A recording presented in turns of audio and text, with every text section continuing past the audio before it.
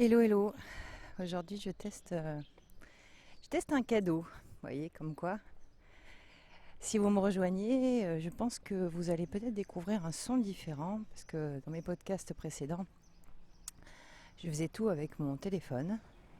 Alors, évidemment, j'ai décidé de tester mon nouveau cadeau qui est un micro que l'on m'a offert le jour où je marche dehors. Donc, j'ose espérer que les sons vont pas être trop amplifiés et que ça va être pas trop désagréable pour vous de l'écouter parce qu'en fait j'ai décidé de faire mon podcast en marchant. Oui, de toute façon, je vous avouerai que je suis un peu barge et ça fait de moi quelqu'un d'original, mais bon, après il faut pas que ce soit désagréable à m'écouter. Et comme j'ai en plus un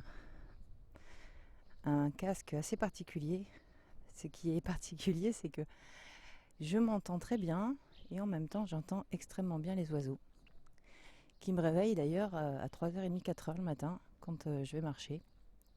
Alors en fait, pour faire simple, je vais pas marcher, je vais courir d'ailleurs. Je me lève, il est 4h, 4h15. Enfin, je me réveille assez spontanément toute seule, hein, je vous rassure, je mets pas de réveil. J'arrive plus à dormir, avant je dormais jusqu'à 5h. Mais là, en ce moment, 4h, 4h15, avec la chaleur, je me réveille. Et les oiseaux chantent déjà. Ils m'accompagnent dans mon petit réveil du matin, avec mon café. Euh, oui, le café, alors bon, je fais beaucoup de choses particulièrement bien dans ma vie, mais bon, je bois aussi du café. Alors, on a un peu de tout hein, en termes de qualité nutritionnelle sur le café. Certains vous diront que le café c'est pas bon pour la santé, d'autres que c'est polluant, d'autres que c'est aussi stimulant. Enfin bref, c'est mon petit plaisir à moi. Je bois mon petit café et je fais aussi de la mobilité. Le matin c'est un truc que j'adore. Alors la mobilité, je vous invite un peu à vous renseigner dessus. C'est pas des étirements. Hein. Concrètement, j'essaie de travailler un peu mes articulations. Parce que d'abord, c'est très bien parce que je fais de la muscu, de la course à pied, je fais aussi un peu de vélo. Bon, le vélo, c'est encore pas ça. Hein. Je suis pas tout à fait la sportive du siècle, mais bon, c'est déjà pas mal. On m'a prêté d'ailleurs un vélo de malade que j'ai pas encore eu le temps de. Je n'ai pas pris le temps encore d'utiliser vraiment bien, puisque chaque fois que je sors avec, je suis un peu en mode catastrophe. C'est un vélo de route. Mais je pense que quand je vais savoir en faire, je vais voler, les amis. Voilà, donc le matin, je me lève, je prends mon petit café, je travaille un petit peu mes articulations, ma mobilité, et je pars courir pour le lever du soleil. Alors bon, je me lève très tôt, mais je mets quand même 1 heure pour me préparer. Hein. Je vous dis, à 5h, pas avant, je me pars. Et soit de chez moi, soit maintenant et pendant la semaine où j'ai pas ma fille, parce que je l'ai qu'une semaine sur deux. Du coup, je pars aussi sur Lansvata et la Baie des Citrons. Je vais courir le long de la plage et à 6h quand j'arrive, et ben à 6h, il y a déjà des gens qui sont là en train de se baigner. C'est extraordinaire. Des personnes qui ont un certain âge. Alors vous allez me dire, oui, bah, c'est normal, 70 ans, on n'a que ça à foutre. Bon, moi personnellement, j'en ai 36, il est 6h du matin. Tout le monde ne commence pas à 6h, c'est pas vrai. Faut arrêter de me mentir. Beaucoup à 6h dans mon corps. Parce que quand moi je vais travailler à 7h30, c'est bizarre. C'est là où il y a le plus de monde dans circulation. Donc ça veut dire quand même que les gens doivent se lever certainement et ne pas tous travailler à 6h du matin. Parce qu'à 6h du matin, il n'y a pas beaucoup de monde sur la route. Donc voilà, c'est mon petit quotidien du matin que je voulais partager avec vous. Bien que je partage beaucoup de choses dans les stories et que j'ai partagé cette semaine des choses qui, somme toute, ont beaucoup intrigué les gens. A priori, ça vous a beaucoup touché. En l'occurrence, ce que je fais depuis quelques jours, puisque si vous m'avez un peu suivi sur les podcasts précédents, j'expliquais que c'était un peu la misère, question boulot, et que je pense que j'ai un peu loupé le best marketing de mon travail. J'ai pas beaucoup relancé mes clients parce que dans le monde du juridique, là où j'ai été sectorisée, il n'y avait pas de quoi relancer. Et quand j'ai relancé, c'est vrai que le monde de la création d'entreprise dans lequel je m'étais mis depuis quelques années, c'est un peu un flop. Pour ceux qui ont déjà des entreprises, des gros clients, ça va, ça suit. Mais moi, c'est beaucoup d'artisans et des gens qui ont besoin de moi de manière ponctuelle. Et puis, mon refaire, ça a été compliqué. Et puis, peut-être que l'amour du métier a été un peu, on va dire, écrasé par tout un secteur un peu administratif, un petit peu lourd, de paperasse. et que intellectuellement m'ennuyant beaucoup, j'ai eu du mal à rebondir sur de nouvelles idées. Donc voilà, quand on est chef d'entreprise et puis qu'on on se renouvelle pas, on se retrouve comme moi avec beaucoup de difficultés à avoir de la clientèle. Et puis avec le Covid, les confinements, le manque de trésorerie, ça a été compliqué. Donc voilà, donc je me suis retrouvée avec une entreprise qui virevoltait et qui revirevolte. Peu de clients parce que c'est pas trop la conjoncture de la création d'entreprise. Et puis j'ai laissé tomber un secteur. Donc du coup c'est vrai que on va avoir un chien qui va nous dire bonjour, vous allez attendre. On va voir si... Eh ben voilà, bonjour le chien. Magnifique ce chien. Et donc du coup voilà, je me suis retrouvée dans des panades un peu compliquées financièrement. Plus trop de clients et puis maintenant même actuellement plus trop au sens général. Et du coup voilà, je me suis retrouvée à devoir trouver pas mal de boulot ailleurs. Et comme la conjoncture économique actuelle n'est pas non plus au beau fixe, j'ai fini par chercher de manière assez criante un travail en envoyant sur Facebook un message en disant voilà, que j'étais juriste, que j'avais pas un travail, que j'avais pas trouvé de clients et que j'étais prête à faire n'importe quel travail. Voilà. Surtout s'il était physique et que personne ne le voulait, parce que je suis sûre qu'il y en avait.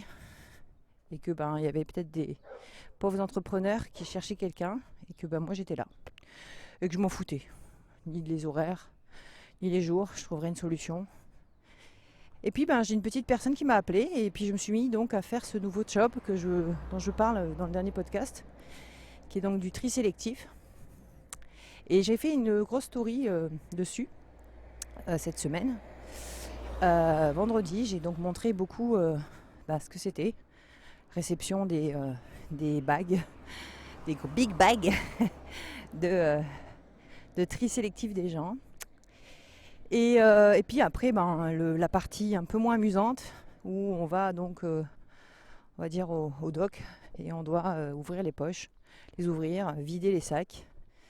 Et on avait quand même des records, parce que je sais pas si c'est des records, mais pour moi ça en a été. On a eu quelqu'un qui nous a porté à peu près 44 kilos de canettes. Donc 15 kilos dans une seule poche de canettes écrasées. Donc canettes c'est pas lourd. Donc pour arriver à 15 kilos dans une poche, c'est que... Voilà. Donc physiquement c'était quand même assez dur. Puis il fait quand même 40 degrés à l'ombre. Je sais pas, je dis ça, mais... Bon, c'est vrai que pour ceux qui m'écoutent, qui sont en métropole, ils vont trouver ça un peu bizarre. Mais bon, comme moi je viens de Nouvelle-Calédonie, imaginez-vous faire ce que je fais, enfin ce que je fais, ce que beaucoup de gens font, parce que je suis pas le seul dans le secteur du tri et de la poubelle, parce que il en faut. Et en plein été, c'est pas très... Voilà, on sue beaucoup, c'est fait éprouvant physiquement, mais par contre, ça me change. Voilà, ça me libère complètement d'un monde complètement différent.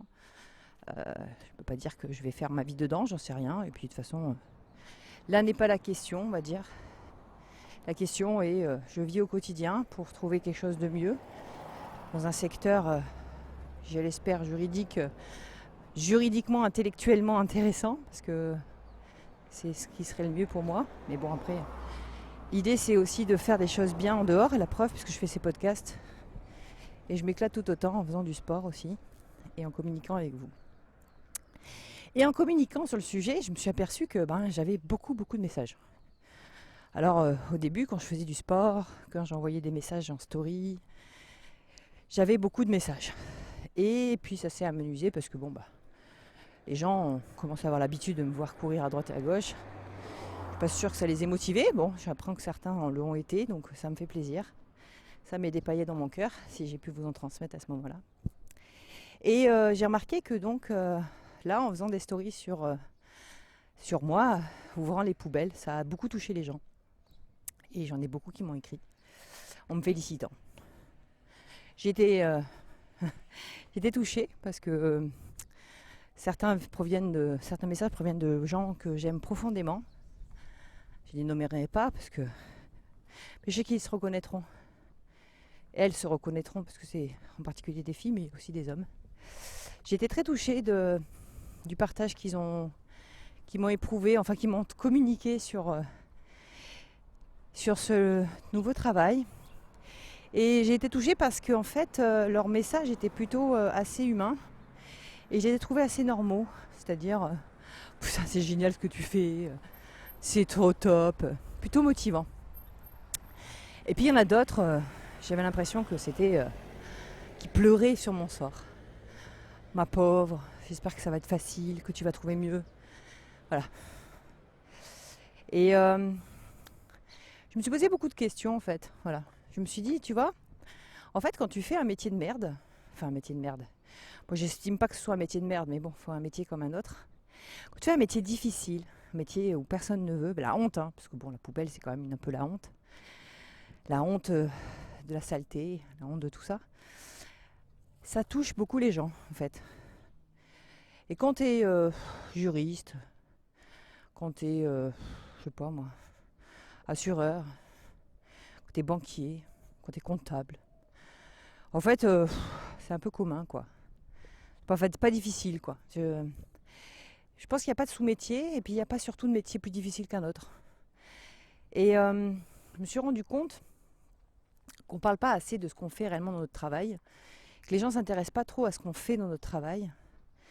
Et c'est pour ça d'ailleurs que je vais continuer mes investigations d'interviews que je veux faire, parce que très peu de gens ont envie de communiquer parce qu'ils ont peut-être, je sais pas, ils pensent que c'est pas intéressant. Ils ne sont pas des stars. Bon, je pense qu'il ne faut pas être une star pour avoir une vie intéressante. Et je pense aussi qu'il n'y a pas d'obligation à ce que ce soit un travail original ou dire physiquement pour que ce soit un beau travail. Et en particulier, aujourd'hui, je voudrais vous parler de mon travail que j'ai fait pendant 5 ans. 5 ans dans les assurances. Alors, quand j'ai dit que j'étais juriste dans les assurances, ça fait vachement bien. Bac plus 5, juriste dans les assurances. Les gens pensent que en fait, mon métier était de défendre les assurances. Je ne sais pas, j'imagine que je défends la compagnie contre des, je sais pas, contre des, dans des, je sais pas, des actions judiciaires des assurés ou des gens qui sont pas contents. En fait, pas du tout. En fait, mon métier, c'était pas ça du tout. Mon métier, c'était en fait de défendre les assurés dans des procès qu'ils avaient eux, contre d'autres compagnies d'assurance. Et j'avais un secteur qui était très développé, qui était le dommage corporel. Je suis passée d'une petite juriste d'université qui n'y connaissait que dalle en assurance, mais alors vraiment rien du tout. Et quand j'étais embauchée à l'époque, ma responsable m'avait dit surtout rien à connaître en assurance, tu n'apprendrais rien à l'université de ce qui se passe en pratique. J'ai juste besoin de quelqu'un qui a une tête à remplir et tu vas tout comprendre. Et si tu comprends, le reste suivra. Bon. A priori, elle était convaincue par moi que moi, je n'étais pas convaincue par moi-même, mais bon. Elle a peut-être eu raison parce qu'elle m'a fait découvrir un monde très particulier et un monde auquel on ne s'attend pas. On pense que dans les assurances, les assureurs sont tous des voleurs. C'est marrant parce que banquier, ça marche pas. Il n'y a pas de rime avec voler. Si, banquier, voler. Enfin bref. Et mon métier à moi, c'était pas du tout, je ne suis pas une assurance, hein, je n'étais pas une compagnie d'assurance, moi j'étais juste Jade.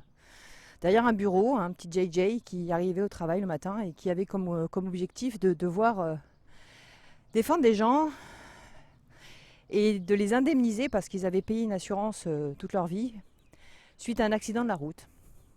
Alors soit ils étaient dans le véhicule que moi, ma compagnie assurait et qui devait les indemniser. C'est pas uniquement le conducteur, hein, c'est souvent des passagers.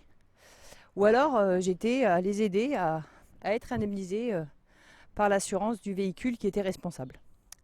Alors, je vous passe les détails techniques hein, parce que je crois que sur le sujet en lui-même, c'est pas vraiment ça l'intérêt, à moins que vous vouliez que je fasse un cours de droit et d'assurance. Ça peut être intéressant pour ceux qui le veulent. Je peux le faire, mais bon, c'est pas le domaine là de ce que je veux évoquer aujourd'hui. En fait, aujourd'hui, je voulais vous parler de quelque chose qui m'a beaucoup touchée pendant des années. En fait, ça a été d'indemniser ces gens. Alors, c'est quoi l'indemnisation corporelle ? C'est calculé, en fait, sauf quand vous décédez. Et à ce moment-là, on indemnise le préjudice, on va dire, pour la plupart, le préjudice moral de votre décès auprès de vos familles. Peut-être aussi le préjudice économique, parce que si vous êtes marié, votre femme n'a plus d'argent ou perd une grosse partie du bénéfice économique de votre existence, hein, par votre salaire. Donc ça c'est une partie, on va dire, intéressante, mais beaucoup plus cash. Hein. Le calcul il se fait, c'est un calcul croisé avec des tableaux par rapport à votre revenu. Bon, c'est assez mathématique. C'est un capital, on verse, et puis la personne elle a un deuil à faire. Nous on a à vivre de recevoir cette personne, de lui payer de l'argent, parce qu'on n'a pas d'autres moyens pour vous indemniser à ce moment-là, de la souffrance et de la perte économique de la mort de quelqu'un. Mais je dirais que c'est pas la partie la plus dure, parce que le deuil, vous le vivez à ce moment-là tout seul, vous, en tant que personne. Et puis nous en tant qu'assureur, ou en tant que petit employé, parce qu'en fait on est que des employés dans les assurances, on n'est pas encore une fois l'assurance. Et moi je ne l'ai pas vécu comme étant marqué au fer rouge par la compagnie pour laquelle je travaillais, bien que ça a été une compagnie qui m'a permis d'exister, m'a permis d'avoir un emploi, et pour ça je leur remercierai toute ma vie, de découvrir ce monde-là. Non, le plus dur c'est le dommage corporel des victimes, des personnes qui sont handicapées, des personnes qui sont blessées. Ça c'est une partie qui est compliquée. D'abord parce que la personne ne se stabilise pas de suite, donc on l'aide économiquement, on la suit, on lui paye les parties on va dire, de la partie économique qui n'est pas prise en charge, parce que la sécurité sociale, l'aide médicale peut vous prendre en charge vos médicaments, votre suivi infirmier, etc. Mais la perte, par exemple, de salaire, c'est pas toujours le cas. Et puis on s'aperçoit qu'il y a beaucoup d'artisans en Calédonie, beaucoup d'entreprises individuelles, beaucoup de gens qui n'ont pas d'assurance spécifique pour ça, et même si ça l'était, ils sont assurés généralement au minimum en termes de salaire. Réellement, ce sont des gens qui ont pris une prise en charge pour un petit SMIC, alors que réellement ils vivent avec 600 ou 700 000 francs par mois. Peut-être un peu moins, mais de toute façon, c'est passant même de 300 à un SMIC, c'est compliqué. Sans compter qu'il faut que l'assurance elle paye, puis l'assurance elle paye pas tout de suite, la sécurité sociale paye pas de suite, enfin bref. Donc il y a cette partie-là. Et puis il y a toute une partie quand la personne est stabilisée et puis qu'elle vit avec cet handicap, parce que tous ne ressortent pas à 100% indemnes. Et ça a été la plus grosse partie de moi en tant que juriste dans cette compagnie. Je ne m'occupais pas des petits corporels, si on peut dire ça, des petits. Disons des gens qui ont des petites blessures, fractures, ce genre de choses qui sont moins compliquées, on va dire. Je m'occupais des gens qui avaient des séquelles physiques compliquées, enfin longues, pardon. Je me répète un peu, excusez-moi. Et donc je devais calculer en fait, voilà. Je devais calculer combien ils allaient devoir toucher par rapport à la souffrance. Alors il y a beaucoup de postes, beaucoup de postes de préjudice. Vous avez le préjudice physique, vous avez le préjudice de douleur, vous avez le préjudice esthétique, parce que des fois on a des cicatrices, ou même d'ailleurs si on a une main en moins, une jambe en moins, un œil en moins, vous avez beaucoup de postes de préjudice, voilà. Et c'est un moment qui est un échange compliqué, parce que vous vous retrouvez avec cette personne, cette victime, et vous devenez plus qu'un assureur. Vous devenez en fait quelqu'un qui la suit, qui l'appelle tout le temps et qui vous appelle parce que il a besoin d'argent, il a besoin de suivi, il a besoin de savoir quand est-ce qu'il va être indemnisé, quand est-ce qu'il va voir le médecin, s'il a des solutions aussi, parce que des fois les médecins n'en ont pas. Les gens ont des souffrances terribles. Et puis petit employé d'assurance, vous lisez les rapports. Vous devez lire des rapports médicaux. Moi j'y connaissais vraiment rien du tout. Ça m'a passionnée d'ailleurs, parce que je pense que c'est pour ça que je me suis mis un peu dans la santé. Parce que je pense qu'il y a quelque chose d'intéressant, dans le mécanisme du corps humain, dans des recherches aussi pour sortir de souffrances physiques et mentales auxquelles la médecine ne peut pas vraiment répondre. Voilà. Il y a des gens, surtout pour tout ce qui est atteinte cervicale, pour tout ce qui est traumatisme crânien, on s'aperçoit qu'il y a des séquelles et les médecins n'arrivent pas du tout à déterminer d'un point de vue purement physique les raisons de ces douleurs. Et puis vous avez aussi à calculer des postes très complexes, préjudice sexuel, Préjudice de douleur, c'est compliqué aussi. Pourquoi à lui, on va lui donner 750 000 francs et à lui 1 million? Pourquoi est-ce qu'il souffre plus? Est-ce qu'il souffre moins? Comment sur une échelle de 1 à 7, avec des barèmes, on arrive à déterminer que cette personne, elle vaut plus en termes d'indemnisation? C'est compliqué parce que ça vous oblige aussi à rentrer dans la tête des personnes, à les appeler, à leur dire voilà, nous aujourd'hui on vous propose tant. Ouais, c'était compliqué. Quand j'étais dans les assurances, c'était compliqué. J'ai que ce mot-là à la bouche aujourd'hui, désolée. C'était difficile. Et quand j'ai passé cette épreuve-là où j'ai appris, en fait, j'ai beaucoup appris, beaucoup, beaucoup, beaucoup. Je me suis liée d'amitié. Enfin, c'est pas vraiment de l'amitié parce que ça serait trop fort comme mot, mais je me suis pris de cœur pour ces gens parce que j'étais. Il y avait aussi le fait de devoir aller chez eux. Il y en avait certains, c'était toute une nouvelle vie qu'on recommençait. J'ai suivi quelqu'un pour la réadaptation de sa maison. Donc on va là-bas, on vérifie que l'architecte trouve des solutions qui ne soient pas économiquement trop lourdes non plus pour l'assurance, que ce soit vraiment nécessaire. Alors bon, j'avoue que c'est très difficile d'avoir un aspect objectif à ce moment-là et de vouloir critiquer en disant ah ben non, pas besoin de ça, ou alors oui, moi j'estime que non, le couloir d'1 mètre de plus, c'est un peu trop, enfin. Qu'est-ce que vous voulez faire en tant qu'humain? On vous envoie là-bas avec la certitude qu'il faut que vous soyez là-bas, mais réellement, qu'est-ce que vous allez dire à un archi, quoi? Qu'est-ce que vous allez dire à quelqu'un qui est handicapé, qui est tétraplégique? Cette personne était tétraplégique, elle avait 40 ans, elle était professeure, elle avait tout devant ça. C'était un sportif, c'était quelqu'un d'extraordinaire, qui avait des enfants, se retrouve tétraplégique avec toute sa tête. Et à qui vous allez dire, non, j'estime que la cuisine en bleu, c'est un peu plus cher que le blanc, alors je suis pas sûre que ce soit vraiment intéressant pour l'assurance. Enfin, c'est ridicule, quoi. C'est ridicule, faut le faire, c'est le taf. Tu y vas, mais réellement tu fais ce que tu peux. Tu t'estimes que la barrière elle n'est pas à refaire parce qu'elle était dans l'état à ce moment-là, donc tu trouves des petites conneries comme ça, histoire de justifier ta présence, mais t'acceptes le café, t'acceptes le sourire, t'acceptes de lui dire mais comment vous faites pour vivre tous les jours, monsieur? Comment vous faites? Comment vous faites pour vous lever le matin et pour vous dire que vous n'aurez pas vos jambes?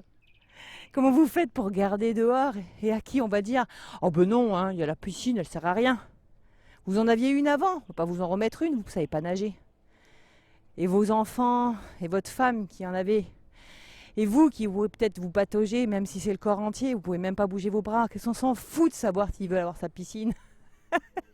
Qu'est-ce qu'on s'en branle de savoir si l'ordinateur qu'il achète, il est plus cher que celui qu'il avait avant? Parce que celui-là, il fait un fonctionnement super top et il peut cliquer avec un bout de doigt pour avoir un son, alors qu'avec l'autre, il faut qu'il y passe 2 heures et qu'il demande à sa femme d'appuyer sur play. Qu'est-ce que vous voulez lui dire à ce monsieur? Que sa barrière, elle n'est pas jolie et que s'il en veut une nouvelle, il ferme sa gueule? Réellement, vous dites rien. Vous l'écrivez dans le rapport parce que vous allez être obligé de le faire et que c'est votre rôle et parce que l'assurance, elle n'est pas là pour tout payer. Mais quand vous êtes sur le terrain, vous faites quoi? Vous dites quoi? J'ai pas à rougir. J'avais pas honte, Je suis pas embêtée par l'handicap, moi. J'ai aucun souci quand je crois à quelqu'un qui est handicapé. S'il avance avec son fauteuil roulant et qu'il ne demande pas d'aide, c'est qu'il n'a pas besoin d'aide. Mais dans un contexte où on est une assurance et qu'on est obligé de regarder jusqu'au Doliprane, savoir s'il est compris dans la prise en charge, c'est vrai qu'il y a un moment donné où je me sentais plus à ma place. D'abord parce que quelque part, je pense qu'avec le temps, et ça n'a pas été le cas, mais avec le temps, j'aurais fait perdre de l'argent à la compagnie d'assurance parce que j'aurais fini par tout accepter, parce que j'avais trop le cœur à l'ouvrage et que je pense qu'il faut avoir un recul. Alors le recul, on peut l'avoir quand on rentre chez soi, c'est possible, mais sur le terrain, c'est compliqué. Et puis quand on lit les rapports, c'est compliqué aussi. Alors du coup, j'ai changé mon fusil d'épaule et puis j'ai décidé de passer dans l'autre côté de la barrière, c'est-à-dire d'être là pour défendre les gens. Et ça a été salutaire parce que ça m'a permis de me mettre à défendre les gens contre les compagnies d'assurance. Alors c'est pas vraiment contre non plus, c'est de la négociation. Et rebelote dans le secteur du domaine du dommage corporel. Mais là, j'avais pas de clients vraiment parce que on est une petite juriste et moi j'étais rien quoi. Hein. J'avais effectivement un gros background dans la compagnie d'assurance, mais les gens, eux, ne te connaissent pas vraiment. Tant qu'ils n'ont pas eu un gros accident, quelque part, ils ne savent pas vraiment comment ça marche. En fait, ils le découvrent au moment où ils ont l'accident, et au moment où ils ont l'accident, ils se retrouvent au tribunal avec les assurances qui leur proposent des indemnisations, donc une JJ parmi tant d'autres. Et puis on leur dit non, non, il faut voir un avocat, il faut vous faire défendre. Et ces avocats me contactaient pour la plupart, enfin pour certains, pardon, parce qu'ils savaient d'où je venais. Donc c'est là où mon rôle était intéressant pour eux parce que je faisais les calculs, et les calculs sont très compliqués. Je sais aussi comment les compagnies d'assurance s'indemnisent. J'avais beaucoup lu aussi de techniques parce que il y a des fois où on se retrouve dans des complications. Tous les cas sont différents, tous sans aucune exception, et en partie dans la matière économique. Certains ont des économies de côté, d'autres n'en ont pas, d'autres ont des gros salaires, des petits salaires. Certains ont des enfants, d'autres pas, d'autres sont séparés. Il y avait les points de retraite aussi, il faut calculer la perte de points de retraite. Il faut aussi calculer le préjudice, certains postes de préjudice pour ceux qui sont sportifs, ceux qui ne sont pas sportifs. Et puis il y a le préjudice de douleur. Ça c'est le plus difficile pour moi parce que j'arrive pas à quantifier la douleur que c'est. Et la douleur c'est toute la période à laquelle vous avez subi votre accident, quand vous avez été transporté à l'hôpital. Je me suis retrouvée avec des lectures de rapports ou des discussions avec des gens. C'est touchant quoi. Je me rappelle d'un cas. C'est un cas qui m'a beaucoup touchée. Ce sont des gens que j'aime vraiment profondément. Un cas d'une personne qui s'est retrouvée avec un accident grave puisque quelqu'un est arrivé en sens inverse. Bon, Calédonie, je dirais que c'est presque commun. Entre ceux qui dorment sur la chaussée et la route et ceux qui arrivent en sens inverse. Voilà, lui est arrivé en sens inverse. Ce pauvre gars, ce pauvre bon monsieur allait travailler lui. Et puis il s'est retrouvé avec un con qui lui est rentré dedans en face. Donc, il a eu un grave accident, il s'est retrouvé sur le toit. Sa bagnole était retournée. Et je ne sais plus combien, donc je voudrais pas dire de bêtises, mais il en a compté. Beaucoup compté de phares de voitures qui sont passés sans s'arrêter. Et vous voyez ça, ça c'est de la douleur. C'est pas de la douleur physique, c'est la douleur psychologique. Combien ça vaut de passer peut-être quelques minutes, même si ça vous paraît pas beaucoup, plusieurs minutes coincé dans votre voiture, à voir d'autres bagnoles qui passent. Et une, et deux, et trois, et quatre. Et puis il n'y a personne qui s'arrête. Ouais, c'est sûr que ça fait peur. Ça fait peur de voir une voiture sur le côté à 4h du matin. On se dit c'est certainement un mec bourré qui a eu un accident. À la limite presque, je pense que certains ont dû se dire bien fait pour sa gueule. Et je dis ça à haute voix parce que j'en entends beaucoup qui le disent. Hein. Alors oui, c'est vrai, il y en a certains, ils sont complètement beurrés. Ils ont un accident. Donc après, à vous de voir avec votre conscience. S'il faut s'arrêter, il ne faut pas s'arrêter. Mais ce que je viens de vous dire, je pense qu'il y en a beaucoup qui l'ont pensé dans cette bagnole quand ils sont passés à côté de lui et qui ne se sont pas arrêtés. Mais lui, par contre, il est resté coincé, voilà, des heures durant. Le temps de le faire sortir, le temps de l'emmener à l'hôpital, voilà. Donc ça, c'est un préjudice des douleurs, voilà. Vous voyez, c'est quantifiable. C'est quantifiable dans le monde de l'assurance pour vous indemniser, et j'en passe et des meilleurs. Sans compter le retour chez soi, l'absence sexuelle, de relations avec votre femme, la perte musculaire physique, parce que vous ne faites plus rien, parce que vous êtes une loque, parce que vous mettez sous médoc, vous ne pouvez plus bouger, vous ne savez pas si vous allez retrouver l'usage de votre bras. Vous ne savez pas si vous allez pouvoir continuer à travailler dans le secteur, en l'occurrence lui c'est le secteur du BTP, et Dieu sait qu'il y en a des gens dans ce secteur-là en Calédonie. Puis vous n'avez pas d'argent, puis c'est la galère, puis tout est merdique. Et vous, dans ce monde-là, vous existez, vous coexistez, vous l'appelez, vous parlez avec lui, vous essayez de trouver des solutions. Vous essayez de l'aider, vous essayez de le soutenir et vous essayez de vous dire qu'il va se faire indemniser, qu'il va trouver des solutions. Et encore aujourd'hui, on se bat. Je me bats encore pour lui et c'est compliqué, voyez. Et en fait, pourquoi j'ai pas développé plus longtemps ce dommage corporel?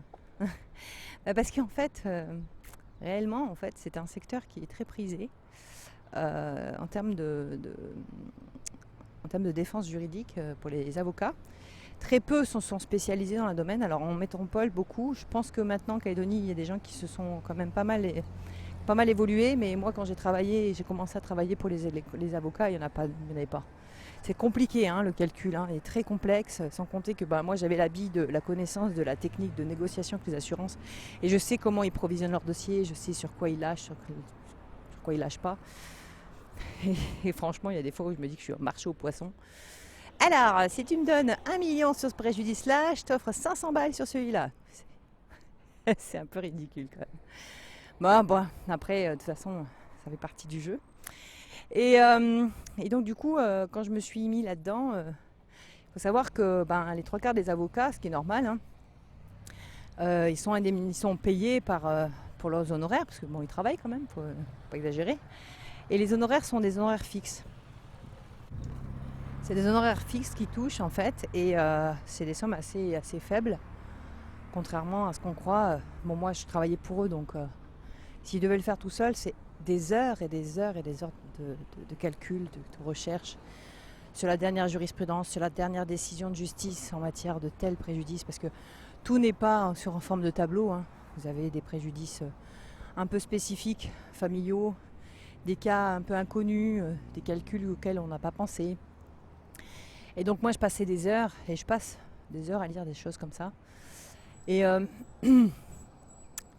donc pour être indemnisé, pour être payé assez justement, parce que ces gens-là qui ont des accidents, ils se retrouvent dans des situations économiques qui sont quand même compliquées, donc c'est un peu dur de se retrouver à devoir payer un avocat 300 ou 400 000 francs. Donc ils se regardent du temps, ils se font payer des petites provisions de sommes assez faibles, et ils négocient ce qu'on appelle des honoraires de résultat, donc un pourcentage sur l'indemnisation finale. Alors c'est un donnant-donnant, parce que si le calcul et l'avocat le fait correctement et vous défend corps et âme dans son dossier, et que vous êtes bien payé, alors je vous dis vous êtes bien payé, attention, dans un contexte dans lequel vous êtes handicapé, où vous avez des séquelles, où votre vie a complètement basculé, donc réellement l'argent ça vous aide, mais ça ne fait pas votre bonheur, mais bon, ça y contribue on va dire.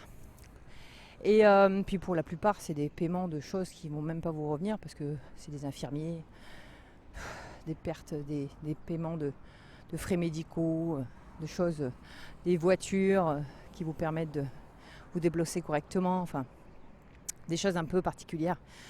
C'est pas vraiment, ça vous revient pas vraiment dans votre poche, mais bon, c'est quand même des sommes auxquelles vous avez besoin, et les avocats se font payer donc sur un pourcentage de cette indemnisation, ce qui est normal aussi, parce que ils ont travaillé pendant des années, des fois pour 40, 50, 100 000 francs, ce qui est quand même des sommes assez dérisoires. Quand on voit derrière, moi les heures que je bossais dessus, les dossiers c'est 30, 40, des fois 50 heures de boulot, pour des millions en jeu, par des millions de francs CFP, on est à des centaines de milliers d'euros. Du coup, c'est vrai que la vie, elle est importante, quoi. Et moi, malheureusement, dans mon contexte et dans ma situation juridique en tant que juriste pour ces avocats, le compliqué, c'est de partager quand même. Alors, je critique personne, puisque j'ai des avocats avec lesquels j'ai bossé qui m'ont sous-traité correctement, qui m'ont payé. Mais beaucoup d'entre eux n'ont pas voulu continuer, parce qu'il fallait partager. Et quand on commence à déléguer énormément, et puis qu'après il faut partager le beefsteak, c'est un peu compliqué. Et moi je suis pas là pour négocier, et puis mon métier à moi c'est pas d'aller chercher des millions pour dire je les veux parce que j'ai bossé dans ce dossier. Beaucoup m'ont proposé des sommes forfaitaires à 100 ou 200 000 francs pour travailler 30, 40 ou 50 heures. Au ratio, c'est pas intéressant. Et puis pour moi, économiquement, c'est très difficile de vivre. Parce que je suis payée aussi de la même manière, mais par contre, j'ai pas beaucoup de dossiers à côté. Donc entre la création d'entreprises qui ne vous rapportent pas des millions non plus, et pour lesquels il n'y a pas énormément de clients, parce que les clients existent déjà dans d'autres cabinets juridiques, où il n'y a pas des créations d'entreprises tous les 5 matins, et encore de moins en moins depuis pas mal d'années, et qu'à côté, le dommage corporel, vous vous faites payer après 4, 5, 10 ans de procédure judiciaire. Et pour certains avocats, ils ne veulent pas vous payer en disant non, faut pas partager. où on vous propose 100 000 francs, c'est vrai que pour le coup, je me suis dit attends, c'est compliqué là. C'est compliqué parce que je me retrouve à devoir rentrer dans la tête des gens et dans leur vie personnelle. Je me lie d'amitié, on va dire de cœur, pas d'amitié, mais de cœur pour ces gens. J'essaye de les comprendre. J'ai besoin de les comprendre pour les indemniser. En fait, j'ai besoin de les comprendre pour calculer leur souffrance. J'ai besoin de m'adapter à eux, j'ai besoin de me mettre dans leur circuit de vie. Et ça me permet à moi de rédiger correctement, ça me permet à moi de faire des calculs qui sont proches de la réalité, de comprendre ce qu'ils vivent et d'adapter aussi des postes de préjudice en disant tiens, celui-là on n'a pas pensé, celui-là aussi, celui-là non, on ne peut pas le demander, celui-là il est justifié, celui-là il n'est pas justifié. Voilà, c'est ça le dommage corporel. Voilà, vous n'avez pas tout, à mon avis, toutes les données. Et je critique personne parce qu'il y a des avocats qui font extrêmement bien leur métier, qui ont vraiment le cœur sur la main et qui aiment faire ça, qui m'ont délégué beaucoup de dossiers, mais j'ai pas assez de trésorerie pour pouvoir travailler 3 dossiers comme ça dans l'année, même si c'est énormément de travail, énormément d'argent en jeu. Et l'enjeu de l'argent en question, c'est pas de l'enjeu simplement, c'est pas juste de l'argent pour de l'argent. Cet argent, c'est la vie d'une personne. Quand elle va être payée 50 ou 60 ou 70 millions, c'est pour vivre avec toute la vie, pour un préjudice qu'elle aura toute sa vie. Certes, ça fait beaucoup, mais ça rattrapera jamais sa jambe. Il faudra qu'elle mette de côté pour avoir un nouveau fauteuil. Il faudra qu'elle pense peut-être à faire, je sais pas moi, de l'économie pour pouvoir partir en vacances, parce qu'elle aura plus de salaire ou un salaire correct comme avant. Il faudra qu'elle vive avec cette souffrance physique. Ça, c'est pas réparable. C'est pas 100 millions sur votre compte qui vont vous donner une jambe de plus. C'est pas ça qui va rattraper votre divorce, parce que les 3/4 divorcent.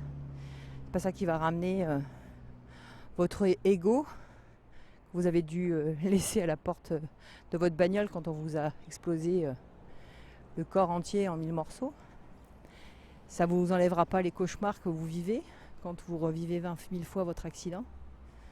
Quand cette personne, je suis sûre, dans certains de ces cauchemars, elle a compté encore le nombre de phares de bagnoles qui sont passées sans s'arrêter pour l'aider. Et puis, ça vous ramènera pas votre vie d'avant. Votre vie où avant, il n'y avait pas de soucis, quoi. Et puis, ça vous redonnera pas peut-être l'espoir de pouvoir refaire du sport comme avant, de vous retrouver le corps que vous aviez avant. Parce que bon, on a beau dire l'image, on s'en fout, c'est pas vrai. Qu'on prenait 20 kilos dans une année parce que vous pouvez plus bouger, excusez-moi du peu, mais je crois pas que ce soit particulièrement génial. Alors pour ceux qui le cherchent parce qu'ils foutent rien et qui ont envie de prendre 20 kilos, tant mieux pour eux. Les 3/4 du temps, c'est pas comme si on les voulait. Ça vous ramènera pas plein de choses. Et puis moi, je me suis rendu compte que toutes ces choses-là que je pouvais pas rattraper, même dans l'indemnisation, je les gardais au fond de mon cœur. Alors beaucoup vous diront, c'était trop sensible, t'es pas faite pour ce métier, certainement. En fait, réellement, je suis peut-être pas faite pour ce boulot, c'est vrai. Je suis très bien faite pour le réaliser, pour l'écrire, pour indemniser les gens, pour qu'ils se fassent indemniser, ou quand j'étais dans l'assurance, pour qu'ils soient indemnisés. J'ai été parfaite pour calculer les préjudices, parfaite pour m'intégrer dans leurs souffrances, parfaite pour les défendre, mais pas parfaite pour pouvoir vivre avec. Voilà. Donc, c'est pas un rôle que je joue en fait. Il y a des avocats, des juristes, beaucoup d'avocats, je pense. Enfin, du moins, pas beaucoup d'avocats qui sont comme ça, mais beaucoup dans le milieu de l'avocature qui prennent des dossiers et qui arrivent à faire des coups de théâtre. J'appelle ça des coups de théâtre. Des coups de théâtre où ils disent ouais, voilà. Enfin, il y a des cas, j'ai quand même eu des choses extraordinaires quand même. Je ne sais pas ce que vous êtes assis, je ne sais pas si vous pleurez déjà de tout ce que je vous ai raconté avant, mais un jour j'ai vu un cas d'inceste et l'avocat qui disait oui, cette demoiselle qui s'affichait à moitié nue devant son grand-père, comment voulez-vous, avec un inconditionnel caractère à se mettre le cul à l'air, voilà. C'était ça, au milieu du tribunal, non mais sans déconner quoi. C'est les gens, vous entendez ce que je vous dis. Voilà, c'était ça la défense. Le grand-père violait sa petite fille parce que sa petite fille avait des jeans trop courts et qu'elle avait 15 ans. Et que ce grand malade pouvait pas s'empêcher d'avoir envie de la violer. Non mais vous vous rendez compte dans quel monde on vit quoi. c'est, voilà, voilà. Et il y a des avocats qui arrivent à faire ça, voilà, qui arrivent à relever les manches et à faire ça. Mais en fait c'est pas... Oh c'est excellent, j'ai une petite demoiselle qui m'a dit bonjour. C'est pas tant que ce soit compliqué de faire ça, parce que quand on est au théâtre, c'est facile. Hein. Moi, franchement, jouer l'avocat qui dit ça sur une scène, il n'y a pas de souci. Hein. Si c'est pour représenter le mal que peuvent faire ces gens dans leur coup de théâtre au tribunal, il n'y a pas de souci. Mais faire ça réellement pour des gens vivants, des vrais gens, hein, une vraie gamine qui s'est fait violer par son grand-père, et un vrai grand-père qui viole des gens, des petites filles, je pense que j'ai un peu du mal, vous voyez. Voilà. Donc on a toujours dit, tu ferais une bonne avocate. Non, en fait, je serais une très mauvaise avocate parce que, en fait, je me prendrais trop de cœur à l'ouvrage et au dossier. Et je pense que je serais trop malheureuse. Et puis, je pense qu'à un moment donné, je serais dégoûtée de la vie, comme je l'ai été à un moment donné. Dans le cas des assurances, où tu passes plus de temps à te battre sur de la paperasse administrative, sur des papiers qu'on n'a pas envoyés. On a oublié d'envoyer le dernier relevé de compte. On a oublié d'envoyer le dernier versement CAFAT, sécurité sociale. Il y a toujours un truc de plus à envoyer. Et il y a un moment donné où tu te dis, mais on est en train de faire quoi là ? On est en train de se battre pour quoi ? On est en train de se faire chier à dire, voilà, cette personne, mais en fait, son préjudice douleur, il vaut 800 000 francs. Et pas 750, hein. 800 000, 50 000 francs de plus, s'il vous plaît. S'il vous plaît, parce que ben, il est resté 1 heure de plus dans l'hélicoptère, parce que ben, sa perf, elle a pété, il a dû souffrir. Voilà, cette personne-là, c'est plus difficile que dans un contexte autre, vous voyez. J'ai même été capable à un moment donné, ça a choqué, enfin pas choqué, mais j'en ai parlé avec quelqu'un qui a souri quand je lui ai parlé de ça. Quand j'étais dans les assurances, en fait, c'était m'arrivé de me défendre, un cas complètement contraire. Ça avait beaucoup choqué en fait les gens du couloir de ma compagnie d'assurance, parce que moi qui étais une grande fervente de défense de tout et de rien, j'étais tout le temps offusquée quand les assureurs, quand on me disait t'as payé ce Doliprane, mais il n'était pas dû. Hein. T'as vu que c'était pour la grippe du gamin. Ils se sont plantés quand ils ont envoyé les frais médicaux de la pharmacie. Non, j'ai oublié d'enlever 1500 francs, excusez-moi. Bref. Enfin bref, ça peut arriver. Et bon, on l'a pas fait tout le temps, mais ça m'est arrivé de devoir se retrouver dans des situations un peu comme ça. Et des fois, je me dis, bon, c'est un peu loin là. Là, il faut que je rentre chez moi. On est vendredi, c'est mieux. Tout le monde est fatigué, tout le monde se prend la tête, on va rentrer. Et là, j'avais un cas, en fait, d'une maman qui était défendue par un avocat qui avait mis la compagnie d'assurance pour laquelle je bossais au tribunal. Voilà, qui ne voulait pas accepter la proposition qu'on lui avait faite. Somme toute, c'est tout à son honneur, elle a eu raison d'être défendue par quelqu'un. Qui me prenait la tête parce qu'il estimait que l'enfant avait subi une douleur. Il l'avait mis au max des douleurs sur les échelles, de 1 à 7. Donc bon, moi personnellement, à l'époque, ça ne m'avait pas choqué, ça ne me choque pas. Il avait dû certainement vraiment souffrir ce gamin. Je ne sais plus pourquoi, mais alors il n'était pas handicapé. Hein. Il avait eu une souffrance physique du fait d'une blessure assez lourde. Je crois que c'était il était polyfracturé. Enfin. Donc une grosse douleur physique, hein. Je pense que c'était important. Donc bon, et il avait demandé à majorer en fait cette douleur parce que c'était un enfant. Alors là, j'avais été un peu choquée. Pourquoi ? Alors pourquoi ? Il justifiait pas plus que ça. Il estimait qu'un enfant souffrait plus qu'un adulte. Alors bon, j'avoue qu'à cette époque-là, j'avais été un peu choquée parce que je trouve que les gens vont un peu loin. Alors vous serez peut-être choqués par mon état d'esprit, mais je ne pense pas qu'un enfant puisse souffrir plus qu'un adulte. Dans la souffrance physique, hein, je ne parle pas de la souffrance mentale. Il m'aurait dit qu'il avait été plus choqué parce que c'était dur. J'aurais compris qu'effectivement, le contexte dans lequel un enfant peut se retrouver à l'hôpital et tout, ouais, c'est vrai. D'ailleurs, ça avait justifié pour moi, à mon sens, le fait de demander le max en termes d'indemnisation. Je suis assez d'accord sur le fait qu'un enfant peut être particulièrement choqué et garder des séquelles psychologiques du transport, de l'hôpital, du bruit, voilà, de tous les mots, toutes ces choses-là qui peuvent vous rester toute une vie.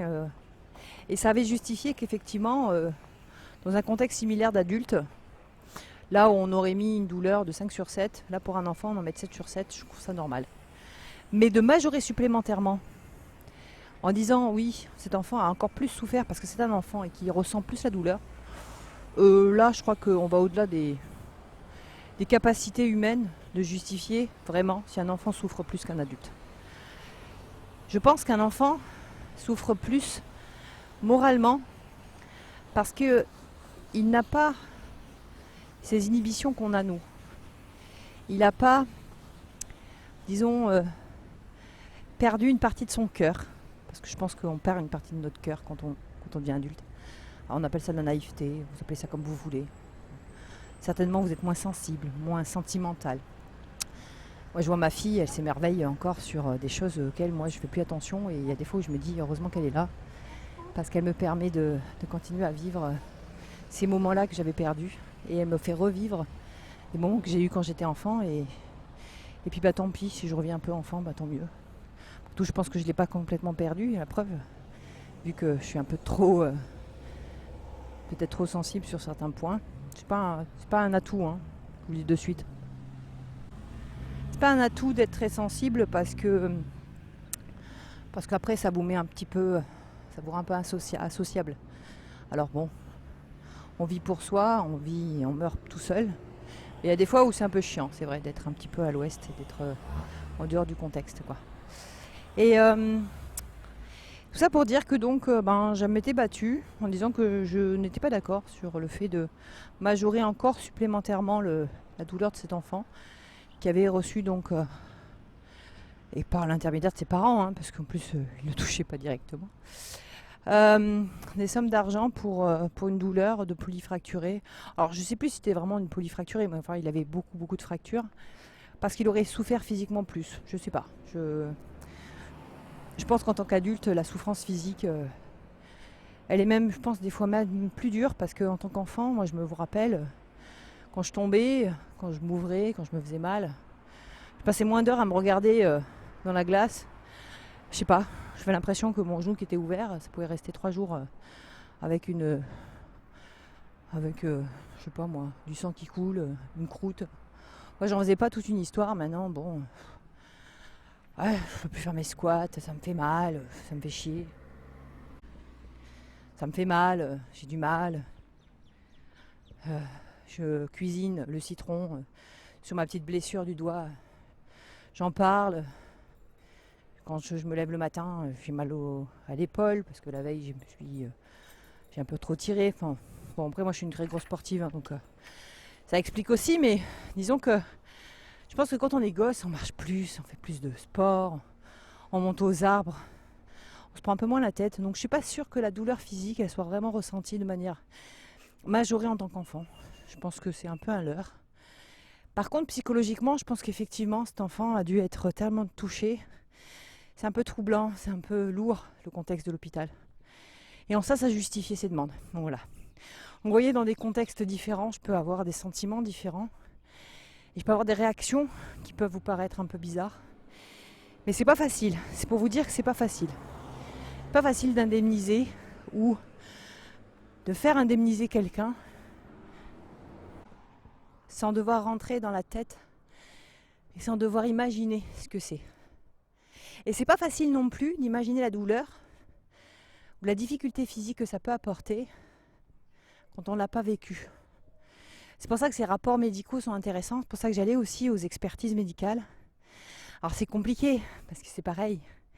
La personne, même si on ne la voit pas, elle se déshabille avec le médecin qui lui pose des questions. Alors moi je sortais à ce moment-là, mais tout le moment de l'accident, on le revit parce que le médecin pose des questions. Comment ça s'est passé?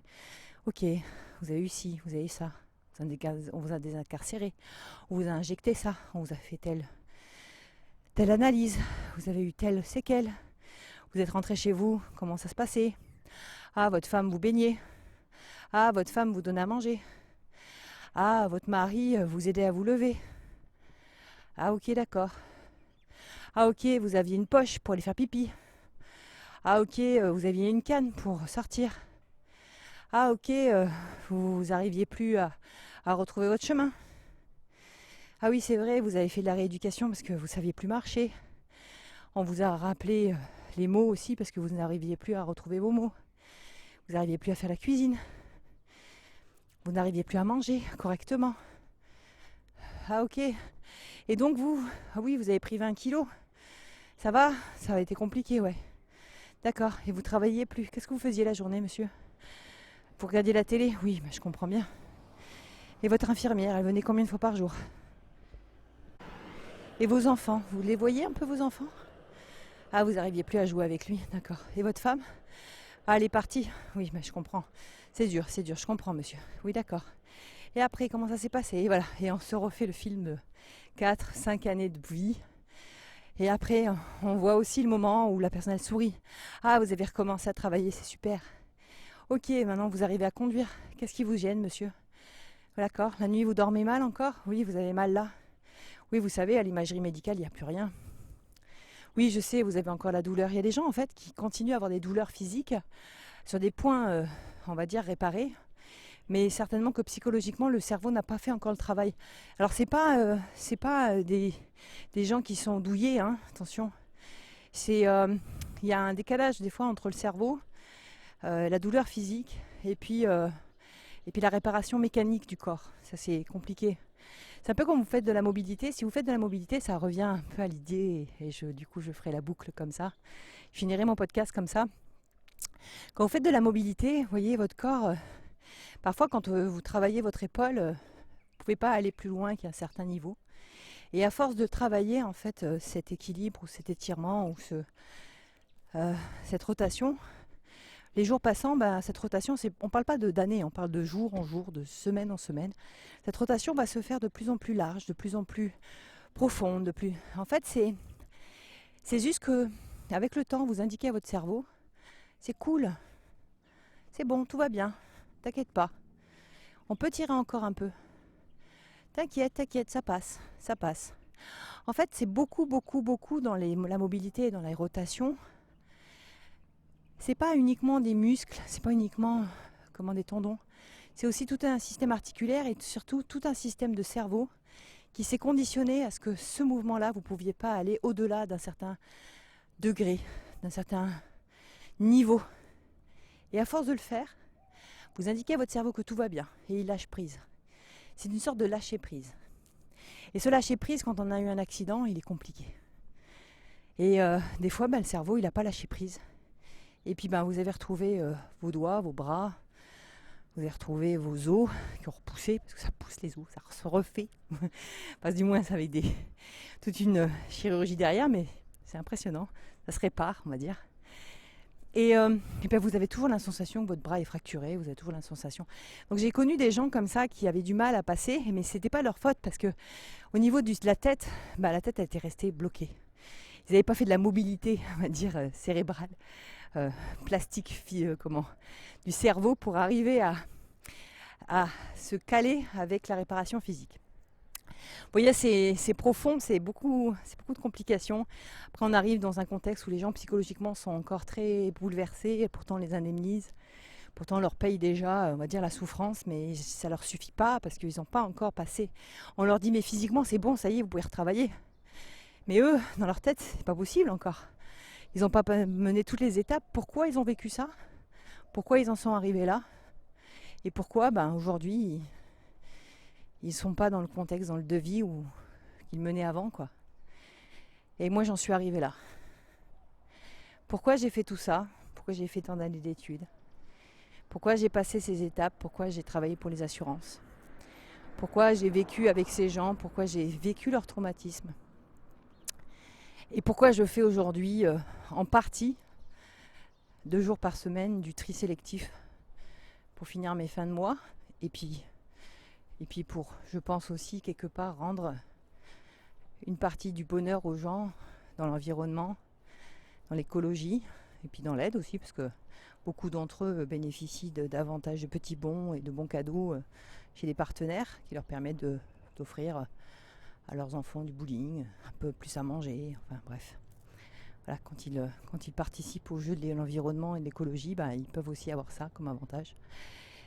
Et voilà, pourquoi j'en suis arrivée là, j'en sais rien. Je ne sais pas à quoi ça va me mener, je ne sais pas du tout vers quoi je vais tendre, je sais pas, mais ce que je sais, c'est que si la vie a fait que je ne pouvais plus avoir financièrement de dossiers si importants en corporel, si les sociétés aujourd'hui sont en train de se casser la gueule et que je fais plus de liquidation que de création et que mes clients, on va dire, sont pas dans le besoin de juristes, voire même font tout par internet aujourd'hui.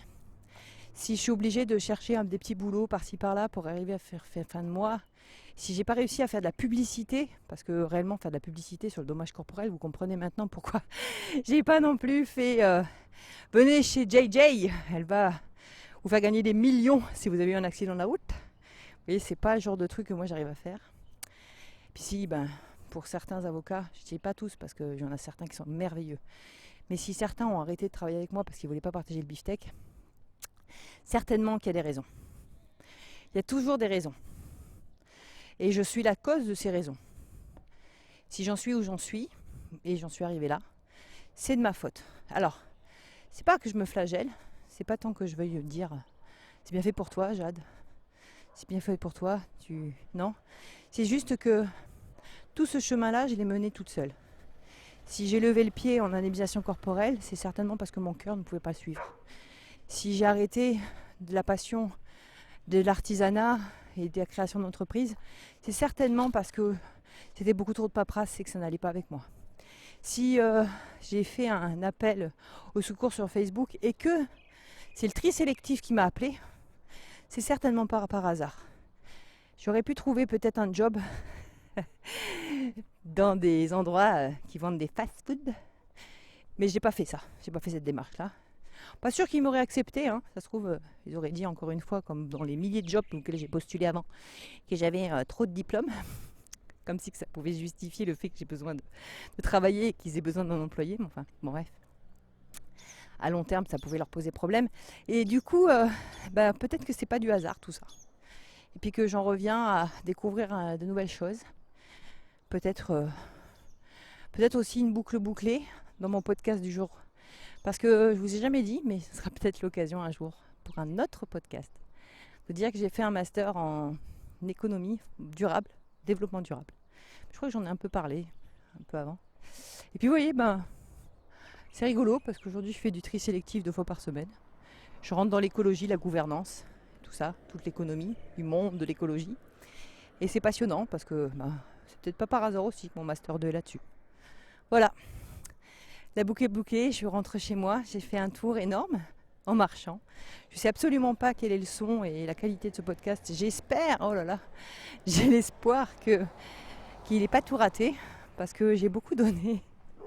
Enfin, on s'en fout un peu. Des fois que je le recommencerai après tout. C'est pas grave. Je pourrais parler des heures de ces moments-là que j'ai vécu avec ces gens. Je voulais dédier en fait ce podcast à tous les gens que j'ai croisés dans ma vie d'assureur et dans ma vie de juriste dans l'indemnisation corporelle. Je voudrais qu'ils sachent que même si ils ne se rappellent pas de moi, je me rappelle de chacun des gros dossiers que j'ai traités, même des petits. Je me rappelle beaucoup, je me rappelle de leur voix, je me rappelle de ce qu'ils ont vécu, j'ai lu leurs rapports, j'ai vécu avec eux, je les ai jamais oubliés. Et même quand je travaillais pour les assurances, j'ai toujours eu la décence de respecter tout ce que je lisais. J'ai toujours été très sensible et je voulais m'excuser si certains d'entre eux ont souffert dans mes mots, dans mes courriers, dans mes messages. Parce que quand je travaillais surtout pour les assurances, des fois on est fatigué. Encore une fois, on n'est pas une compagnie d'assurance, on est un employé, on est humain. Ça justifie pas tout, je sais. Mais moi, en tout cas, j'ai toujours fait avec le cœur. Et des fois, le cœur, il est fatigué. Des fois, le cœur, il est trop sensible. Et si j'aurais fait du mal, je m'en excuse. Voilà, je voulais leur dire que Même encore aujourd'hui, pour ceux qui ont travaillé avec moi ou pour qui j'ai travaillé, qui ont eu des dossiers, qui ont été indemnisés ou qui sont en cours d'indemnisation. Je voudrais qu'ils sachent que j'ai toujours pensé du bien, que j'ai jamais jugé, que je ne suis pas à leur place, que je n'ai pas vécu leur douleur, que je ne peux pas vivre leur douleur. Et si je la vis un jour, ça sera à ce seul moment-là que je pourrai leur dire « je comprends ce que vous vivez ». Je peux juste leur dire que j'ai essayé, tant que faire se peut, de me mettre à leur place. Et j'ai essayé de trouver, tant que faire se peut, des sommes justifiant leur souffrance. Parce qu'à cette époque-là, et toujours aujourd'hui, on n'a pas d'autres moyens pour les indemniser. Et j'ose espérer pour certains qui ont été blessés et qui aujourd'hui se retrouvent sur le chemin de la vie et qui ont avancé, que ça va, qu'ils ont le smile. Et puis que j'en suis persuadée, parce que c'est ça qui est beau en tant qu'humain, c'est qu'on arrive toujours à se renouveler et à retomber sur nos pattes. Et je suis sûre, pour beaucoup d'entre eux, ils ont réussi à avancer. Pour ceux qui ont perdu des gens proches parce que l'accident de la route, l'handicap les a menés vers le décès, je voudrais dire à ces familles que je ne peux pas porter leur douleur, mais j'y comprends. Là, je comprends par contre, parce que le décès, je l'ai vécu aussi, comme beaucoup d'entre vous.